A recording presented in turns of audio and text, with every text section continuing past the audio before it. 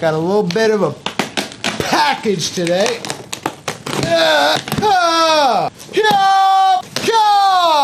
Air.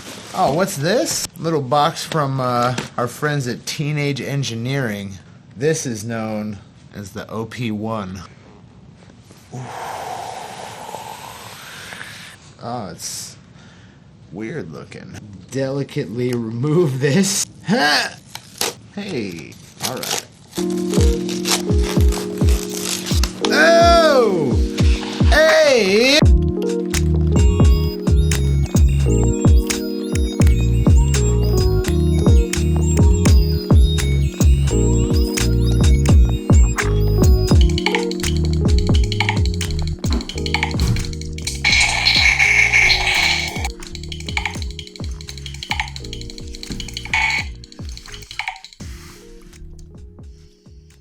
Hey man, what's up, dude? The reason that Ignacio is playing with the OP-1 first is because he's the first one who had one out of everyone that I know. He's actually had 2 of them, right? Yes. And you currently don't have any. I have 0 OP-1. And you've never sold an OP-1. I've never sold an OP-1. So tell us what happened. Tell us your journey into the OP-1. Yeah. So the first, I ended up reading about it in some online forum about.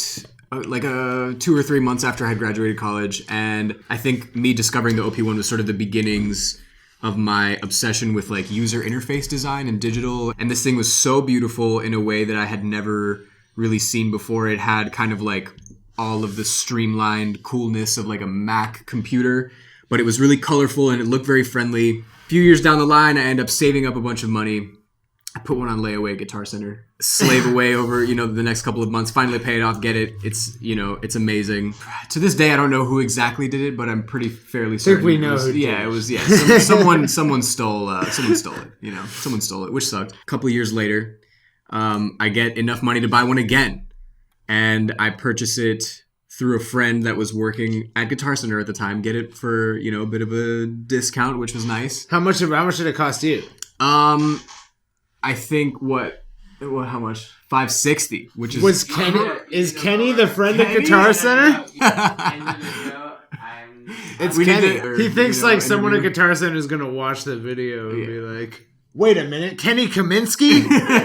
And then a few months after that, Kenny and I go out to Los Angeles to take a gig. Never go to Los Angeles. A friend of mine picks us up from the studio and he's like, we have to go to this restaurant in Hollywood called Pink's Hot Dogs. I forgot that's why you guys were away from exactly. Yeah. So not worth it. Not worth it. Not at all. Worth the wait. Not worth. No.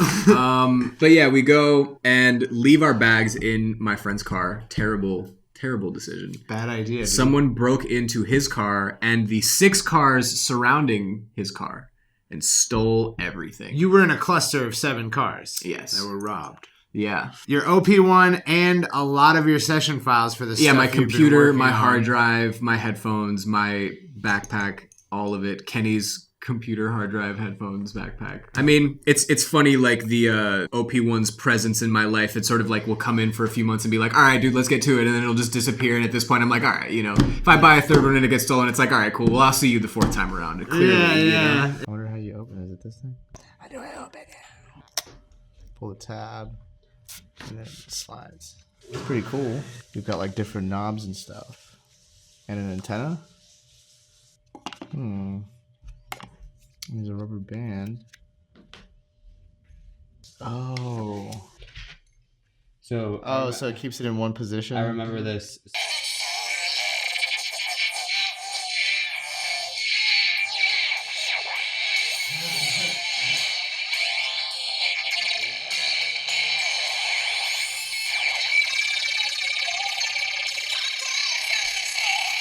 The OP-1 is basically it's an all-in-one workstation, sort of. It's got a synth engine, drum sampler, basically. Engine, yeah. And you can load your own drum audio files in there and then slice them up. In addition to all the synth effects, drums, and sequencer, it's also got a tape machine with 4 tracks that you can record onto. You can do tape effects. You can slow down the tape speed, manipulate that. You can play it in reverse.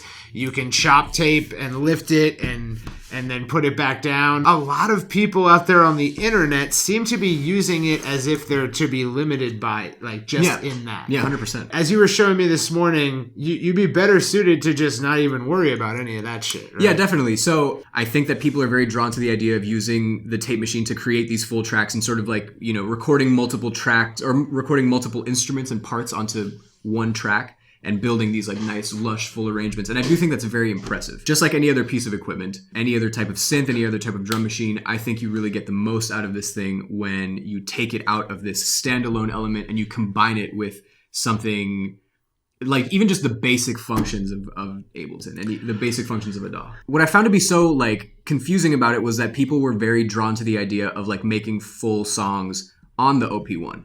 Which is strange because the first thing as an OP-1 purchaser that you have to contend with is the fact that, bottom line, this thing from an audio quality standpoint, fidelity standpoint, it doesn't sound good. But and I know that sounds like wait, but it wasn't Kenny. Kenny was saying that the files that come off of it are actually the files like when you do and there's a difference between something that sounds good and something that is like very creative and usable, you know? Okay. Like I think there's a difference between like fidelity and like usability. Right. But like once you do get something very usable, it retains that characteristic in a very like almost stubborn way when you start to manipulate it in whatever DAW you choose. We use Ableton. So like once you start stretching audio, pitching audio, it retains that character of this device. It doesn't go away. It doesn't like I've gotten out of other synths where it's like it just becomes like this mishmash thing that could have come from anywhere. This thing just it is so unabashedly itself even when you try to change it, you know? Right. When you were playing around with it earlier, I was listening to what was coming out of it, and I was just like, oh man, I know what I would do with that. So like in terms of getting something where like, okay, you didn't necessarily control 100% that it made that sound, but I think everyone has a unique way of reacting to hearing the sounds that come out of it and being like, okay, now what do I do with this?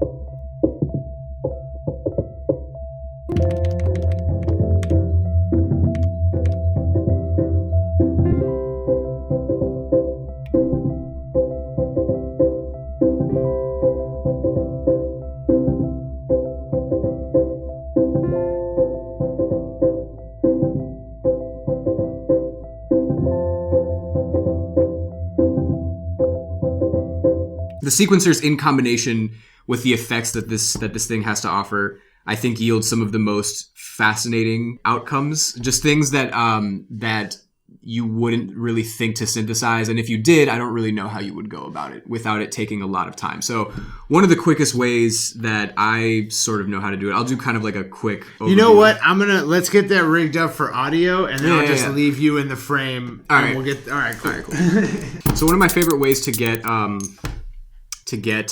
just like this random endless flow of resamplable material out of this thing. It's like one of my favorite techniques to do with this thing is to open up any of the drum engines in the pattern sequencer, just write out any basic pattern. It doesn't really matter what it looks like because it's going to change and the outcome doesn't really require any kind of like good steady beat or anything like that. But I drew out this little pattern and what we're going to do is throw one of the effects on there. It's like my favorite effect is the cow delay flange thing, speed warp, tape warp kind of effects. But what we're going to use it, or how we're going to use it rather, is we're going to use it in tandem with the random value LFO. Basically what this does is that it chooses any parameter on the synth or the effect, and it modulates it randomly in time by a random amount. assign that random LFO, turn it on, and we are going to assign it to the effects. So right now, essentially what this is doing is that it's modulating all of the parameters of the cow delay. So if we were to jack this up a little bit, we start to get some like really, really strange little modulations here. Just very, very weird texture going on here, which is really cool because you can take all this stuff, you can resample it, you can pitch it around, you can literally leave this. You can tell your DAW like, okay, we're gonna set this session to 78 BPM and we're gonna let it go for like 5 minutes. I'm gonna get up, I'm gonna make a coffee, and then when I come back, I should have enough material for about 3 songs. You know, sometimes writing out a chord progression or a melody is not exactly the most exciting thing for me to do when I start a song, but I love having any kind of device that I can get any kind of like random response out of. The output's a little noisy. It has like a little more noise floor than I would like.